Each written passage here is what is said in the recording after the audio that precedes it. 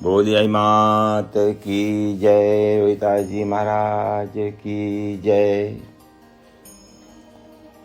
अभी कुछ दिनों से लगातार धार्मिक सामाजिक कार्यक्रम में जाना हो रहा है। कुछ दिन पहले मेरे को एक अच्छा पढ़ा लिखा समझदार टाइप लगता था, कोडवर्ड मिल गया। साहब आप नाराज नहीं हो तो एक सवाल पूछूं। मैंने कहा पूछो भाई, इसमें क्या बात है। कि साहब ये व्हाट्सएप पे आपके खिलाफ समाज वाली 306701 विशेष तरह के व्यक्ति लिखते रहते हैं, आप कभी उनका जवाब ही नहीं देते।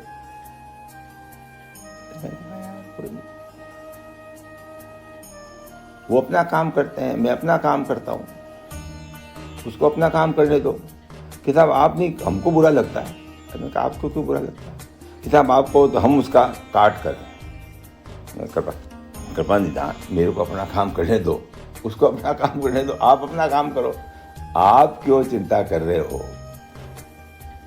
तो उसका मन थोड़ा यूं विचलित हुआ। मैंने कहा देखो ऐसा है, एक आदमी का काम पत्थर फेंकना, दूसरे का आदमी का काम है कि उन पत्थरों को इकट्ठा करके दीवार बनाना और दीवार के बाद मकान बनाना।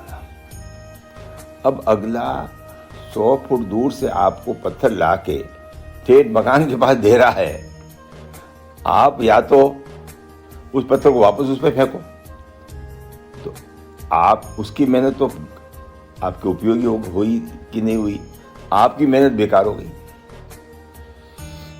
आप तो उस पत्थर को लेके और मकान बनाओ ना, बढ़िया मकान, एक से एक मंजिल, 2 मंजिल, 4 मंजिल।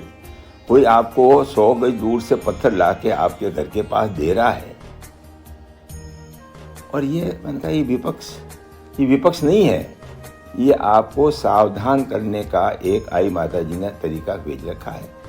अगला फेंक देगा, जब तक उसके बाद पत्थर पड़े फेंक देगा। आप अपना काम करो, आप अपना, आज जैसे कि अपनी छोटी सी बात लो, बड़े अब ये नए जो बड़ी पीढ़ी आई है, या नया जो कुछ पढ़ लिए लिख लिए, कॉलेज चले गए। हम भी जब छोटे थे इंजीनियरिंग पढ़ी, यहाँ पढ़ी, तो हमको अकल का ये बुजुर्ग लोग ये क्या करते हैं, ये सब उनकी जो बातें थी वो ऐसा लगता था कि कम समझ, दुनिया के बदलती दुनिया के अंदर से वो उसको समझ नहीं पा रहे हैं, इसलिए वो कर रहे हैं।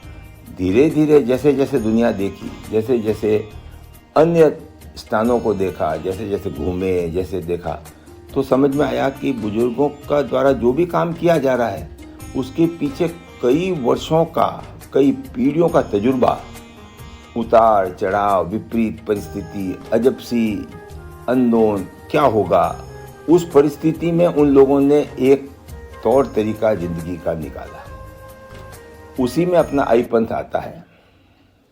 और लोग कहते थे बड़े आप क्यों बनवाते हो, क्या आप कुछ कॉलेज बनवाओ, स्कूल बनवाओ, ये बनवाओ। अब मैं किस किस को जवाब दूं, हाँ भाई, फिर कोई पीछे ही पड़ जाता। अरे यार कुछ हम अपना काम कर रहे हैं, आप भी तो कुछ करके दिखाओ ना। सुझाव देने की जगह कुछ विचार दिए तो आप उनको साहब हमको तो कोई पैसे देता ही नहीं है।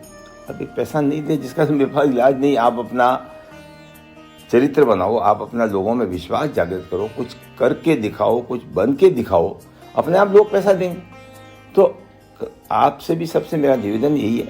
अब बड़े जैसे कि अपन ने जापान भी रहे 1 साल, आज से 50 साल पहले, इतना तेजी से बढ़ता हुआ देश, और वहाँ भी धार्मिक स्थानों के प्रति रुचि और धार्मिक स्थानों के प्रति आस्था, धार्मिक स्थानों जैसे वहाँ मिक्स्ड है। एक शिंटो धर्म है, जो जब बच्चा जन्मता है तो शिंटो की अपनी जो धार्मिक प्रक्रियाएं वो करते हैं। फिर बुद्ध धर्म अपना लिया, बाद में बुद्ध धर्म में जो भी जैसे चेंजेस करने थे उन्होंने चेंजेस किए। परंतु धार्मिक क्रिश्चियनों का अपना, अमेरिका सब जने जा रहे हैं चर्च में, मुसलमान अपने मस्जिद में जा रहे हैं, और सबसे अपने हिंदू धर्म में ही पहुँचे ना, सबसे तेज गति से बढ़ता हुआ सिख धर्म। जहाँ सिख जाएगा वो अपने धर्म के प्रति अपना देखो सही उसका कमाल, जो पगड़ी पहनेगा पता लगेगा कि सरदार है, सिख है। और दूसरा अपने अक्षरधाम स्वामीनारायण वाले, मैं तो इनसे काफ़ी लंबे समय से जुड़ा हुआ हूँ। अपन ने जब इन्हें कुछ भी नहीं था, 150, 150, 200 आदमी शास्त्री महाराज के साथ थे, जिसमें मेरे नाना जी भी थे। आज न्यूयॉर्क के पास, न्यू जर्सी में है, 200 एकड़ 500 एकड़ में स्थान बना दिया। मुस्लिम देश अबू धाबी में स्थान बना दिया। अक्षरधाम दिल्ली, कोई आज उसका उद्घाटन हुआ था, मैं उसमें शामिल था। 2003 में उसका उद्घाटन हुआ, 5 में। तब से लेके आज 20 साल हो गए, कोई भी ऐसा स्थान दिल्ली या इसके आसपास नहीं बना जो उसके मुकाबले का हो। विदेशी जो आएगा उसको स्थान दिखेगा। तो आप कृपया निदान सब पे यही कृपया जो करो कि ये सब मेरे को अपने समझ में आई कि अपने को अगर संगठन बनाना है, अपने को सेवी समाज, अपने आई पंथ वालों को, तो एक धर्म ही एक ऐसा स्थान है, एक धर्म ही एक ऐसी चीज़ है जिसके मार्फत अपन उनको तेज़ी से संगठित कर सकते हैं, आस्था कर सकते हैं। वहाँ उसका पैसा कोई नहीं खाएगा, धर्म के प्रति पिया हुआ। और एक जब इकट्ठे होके एक ऐसे स्थान पर मिलेंगे जहाँ वो नशा पता, दारू, अफीम उसका उपयोग नहीं करेंगे, तो कोई ना कोई भली चीज़ सामने आएगी। जब संगठन बनेगा तो पैसों की जरूरत पड़ेगी। जैसा अपन आई माता निकाला घरपति पैसा, और आज घरपति पैसा इकट्ठा करके उसको जब स्ट्रेंथ बनेगी, जब ताकत बनेगी, आप 100 रुपये देते हो तो भी अगर 100 घर हैं तो महीने के 10,000 हो गए, लाख हो गए साल की। तो आज मेरा निवेदन सबसे यही है, कोई अगर आपको क्रिटिसाइज करता है तो कृपा निधान उस पर दान मत दो। आप अपने को देखो, उसको दो कि कहीं अपन को वो सावचेत कर रहा है, कहीं अपन कोई गलत काम तो नहीं कर रहे हैं।